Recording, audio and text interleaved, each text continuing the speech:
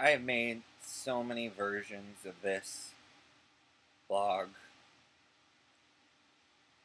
I'm drunk now because I keep having beers because the beers and the cigarettes are what keeps me focused. I look like hell. I'm exhausted all the time. This is going to be the Cliff Notes version of all the 3 ranting ones that have come before it. I'm like a fucking chimney with a cigarette.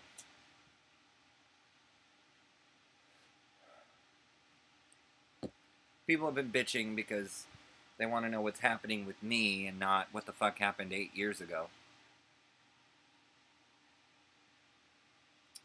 I've been so exhausted, the only thoughts I could organize were thoughts about 8 years ago.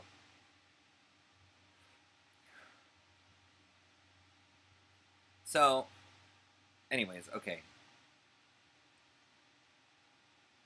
Rainbow Alliance, school, kicking my ass. I'm exhausted all the time. Look at me. I look horrible. I look like I have Botox. Look at how I have circles or something under my eyes. Anyways, I slept 12 hours every night this weekend. I sleep that much, but I've been so exhausted. I've spent every day at school for like 14 hours. And, you know,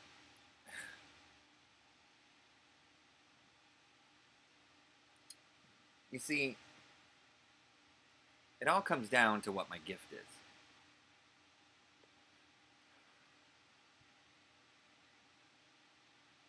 And this is going to sound conceited to some people, but I don't mean for it to sound conceited. For years, everybody was always asking me, what's your talent? What's your skill?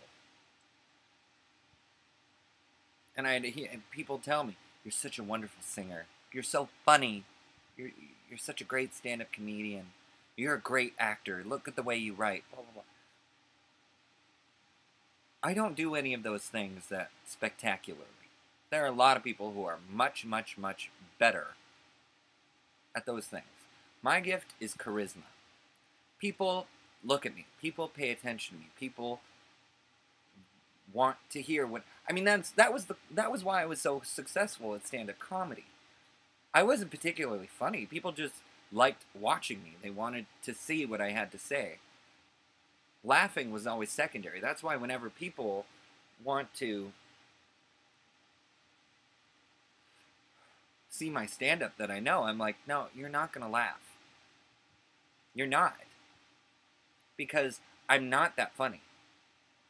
I'm just telling stories and what I've learned from these stories. It's essentially my blog. My blog, but me on stage reading it. That's essentially my stand-up comedy. Not that funny. But people laugh. People think it's great. People pay me to go up there and talk. And so, you know, when my charisma gets funneled into music, when I'm singing, it's great. People look at me. When I'm acting, people focus on me.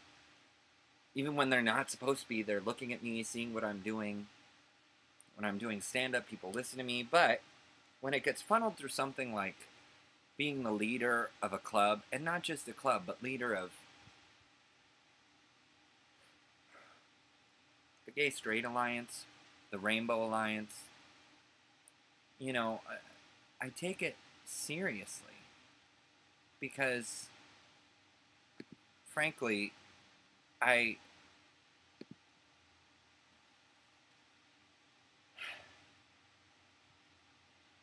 that's partially why I wrote all the New Orleans stuff. I'm trying to remember what that mindset was like, because that's the mindset of the people who are in my club. I'm the oldest one in the club by at least 5 or 6 years.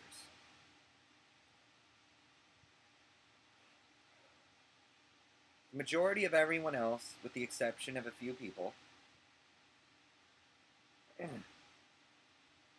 are coming into college fresh from high school. They're used to being victimized. They're used to being called faggot and being hated for who they were. And I'm trying to remember that what that was like. I'm trying to remember that because that's a big responsibility. And so that's why I put together, we went and did the AIDS walk last Sunday. I've put together events with other clubs because I want them to see that there's a community that is accepting. Even on our own campus, you have something in common with these people. We're growing up. And so it's wearing me out. Beyond the fact that the club is extremely successful.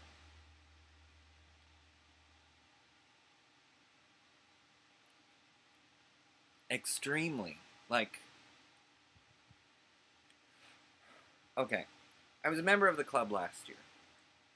At our meetings, we averaged anywhere from 9 to 15 people max, 15 at the most.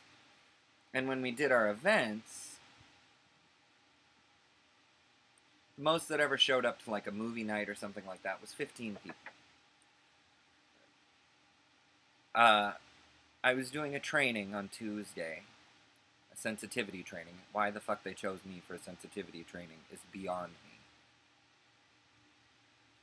But I was doing a sensitivity training, so I was late to the meeting on Tuesday. I get to the meeting, there are 27 people in the meeting, waiting for me.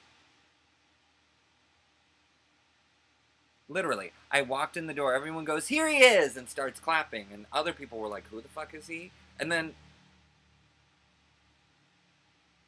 me. And then we had our movie night.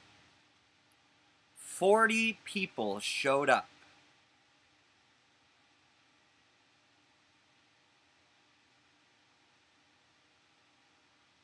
And afterwards, after the movie, they all sat there, waiting for me to put the movie into the context of the gay community. And if you've read my blog for a long time, you know, I don't really give a shit about the gay community.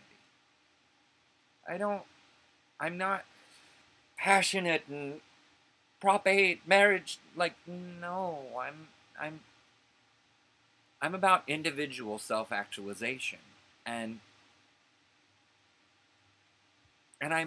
some people are saying I'm putting too much pressure on myself, but, you know, I feel like that's why I'm in this position. Because I am supposed to, that's my role. I took on that mantle. And I'm not complaining because it was my choice, but it's a little overwhelming because people are looking to me because of my charisma, because of my age, and because of my extremely bloviated leadership abilities.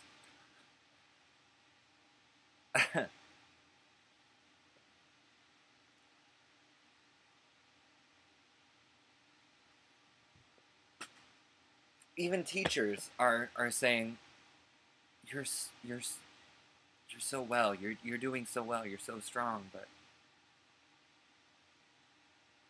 I don't know what I'm doing. I'm making it up as I go. And yes, I'm good at that, but I'm not used to other people being affected by that. Usually when I make things up on my own, it's when I do something myself. But this time, other people will be affected. Other people are looking to me. And I guess this is what they call the perils of success, but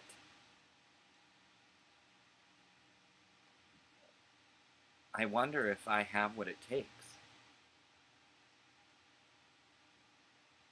to really make a difference. Who thought that I would be the one that would make a difference? That's some bullshit.